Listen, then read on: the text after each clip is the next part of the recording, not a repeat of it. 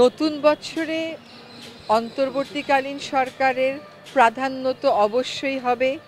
আগে যেটা বলেছি ৩টা। এখনো পর্যন্ত তো সরকার এই ব্যাপারে কোনো মতামত জানায়নি, কোনো অবস্থান নেয়নি যে আওয়ামী লীগকে আমরা নিষিদ্ধ করব।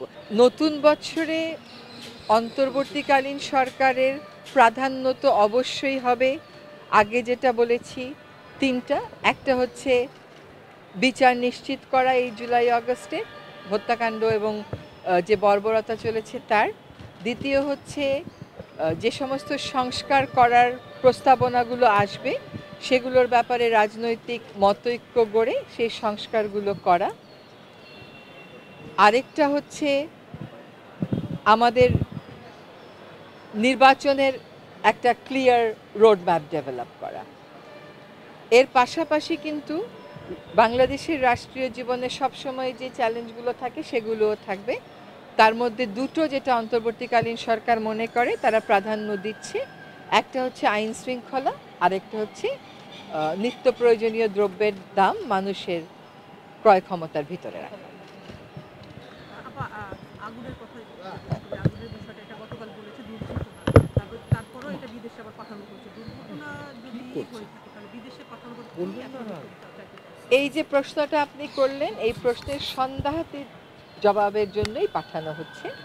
এবং একটা জিনিস খেয়াল করতে হবে, আমরা আসলে যে কোনো একটা ঘটনার পরে কতগুলো দৃষ্টিবোধ, কতগুলো মতামত, সিদ্ধান্ত নিয়ে ফেলি, তারপরে ভিন্ন কোনো কথা শুনলে ওটা আর আমরা মানতে চাই না। এখন আজকে বিশেষজ্ঞ যারা ছিলেন তারা আমাদেরকে একেবারে ক্লোজ আপে দেখিয়েছেন যে কিভাবে আগুনের সূত্রপাতটা হয় এবং এইটার আমাদের এই সচিবালয়ের বিভিন্ন ভবনের নির্মাণের কারণে কিভাবে একটা অবস্থান থেকে আরেকটা অবস্থানে এটা ছড়িয়ে পড়ে।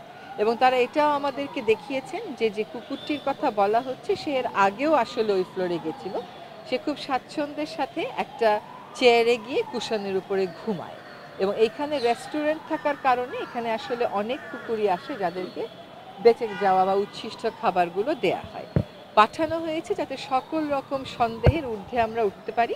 এবং ওনারা বলেছেন যে যদি সত্যি এটা নাশকতা হতো তাহলে ঘটনাটা কীরকম ঘটতে পারত সেটা দেখিয়েছেন এবং কোন জায়গা থেকে আসলে অগ্নিকাণ্ডের সূচনাটা হয়েছে একেবারে স্পষ্ট করে দেখিয়েছেন, স্লো মোশনে তারা দেখিয়েছেন। এবং আমার ধারণা যে এইগুলো আপনাদের সকলের কাছেই অ্যাভেইলেবল আছে। শিক্ষার্থীরা যখন প্রোক্লেমেশনের কথা বলেছেন সেখানে আমাদের দ্বিমত করার কোনো সুযোগ নেই, কোনো কারণও নেই, কিন্তু আমরা সরকারের অবস্থান থেকে চেয়েছি যে এটা বাংলাদেশের জনগণের একটা প্রোক্লেমেশন হোক।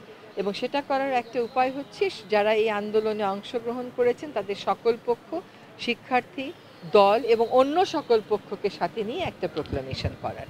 ফলে সেই প্রক্রিয়াটা আসলে শুরু করার প্রেক্ষিতেই পরবর্তীতে আপনারা দেখেছেন যে সরকারের পক্ষ থেকে একটা প্রেস রিলিজ আপনাদেরকে পাঠানো হয়েছে। কাজেই ছোট কথায় উত্তর হচ্ছে যে সকলের সাথে কথা বলার প্রক্রিয়াটা শুরু হয়েছে, এখন হয়তো ড্রাফটিংয়ের প্রক্রিয়ায়। তারা একটা সময় বেঁধে দিয়েছে 15 তারিখ, মানে আমাদের হাতে এখনও 14 দিন আছে। তারা যারা সময় বেঁধে দিয়েছে তারা তো প্রোক্লেমেশনের জন্য আসলে নিজেরা প্রস্তুতি ছিল, তবে তারাও কিন্তু প্রথম থেকে এটা ক্লিয়ার করেছে যে তারাও চাচ্ছে সকল দলমত নিয়ে। কিন্তু যে সময় থেকে যে সময়ের মধ্যে চাওয়া হয়েছে আমাদের হাতে যথেষ্ট পরিমাণ সময় ছিল না একটা ঐক্যমতে পৌঁছানো, সেজন্যই আমি মনে করি যে 14 দিনের মধ্যে আমরা অবশ্যই বিষয়টা ইতিবাচকভাবে দেখবো। এটা অসম্ভব কোনো কিছু না। আপনি বলেছেন যে সংস্কার আগে না, আগে নির্বাচন, এটা বারবার তারা বলছেন, আপনারা বলছেন, এই জায়গাটা আসলে আপনার সরকার কি মনে করছে? না, আসলে বিএনপির থেকে আমাদের সাথেও যখন কথা বলা হয় তারা এই কথাটা বলেননি যে সংস্কারের প্রয়োজন নেই, তারা এই কথাটা বলেছেন যে সংস্কারের প্রয়োজন আছে এবং তারা সংস্কারের ক্ষেত্রে নিজেরাও তো মতামত দিচ্ছেন, তারাও লিখিত মতামত দিচ্ছেন। তার মানে হচ্ছে যে রাজনীতিবিদেরাও চাচ্ছেন যে সংস্কারটা হোক। এখন সংস্কারের ব্যাপ্তি কতটুকুন হবে, সংস্কার কোন কোন ক্ষেত্রে হবে, সেটা কার মাধ্যমে হবে, এইটা করার জন্য রাজনীতিবিদদেরও একটা অবস্থান আছে। সেটার ক্ষেত্রে কিন্তু আবার আমাদের মাননীয় প্রধান উপদেষ্টাও বলেছেন তিনি ঐক্যমতের জন্য একটা আলাদা করে কমিশন করবেন, যেটা নেতৃত্ব উনি নিজেই থাকবেন। কাজে রাজনীতিবিদদের থেকে আমরা যে ভাইবটা পেয়েছি, যে বার্তাটা পেয়েছি, সেটা হচ্ছে যে তারাও সংস্কার চান।